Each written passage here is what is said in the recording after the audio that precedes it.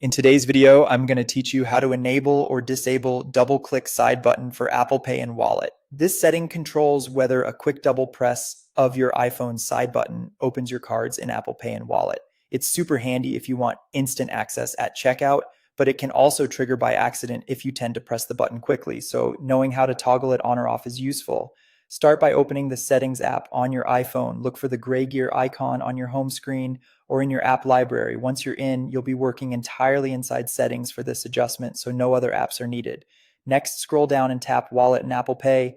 This section manages everything related to your payment cards and wallet settings. You'll see a list of options that affect how Apple Pay behaves on your device. Now find the option labeled double-click side button. This is the switch that controls the shortcut. If you want the Apple Pay shortcut available, turn it on.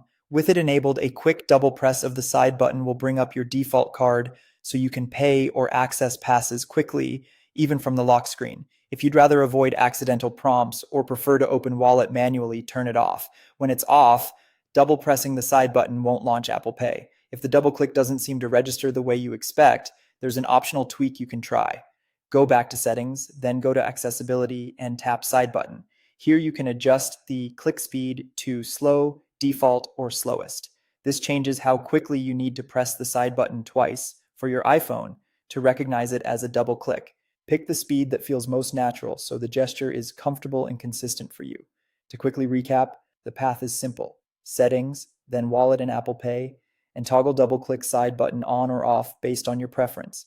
And if the timing feels off, head to Settings Accessibility side button and adjust the click speed to suit your pressing rhythm. That's all you need to manage the Apple Pay shortcut from your side button.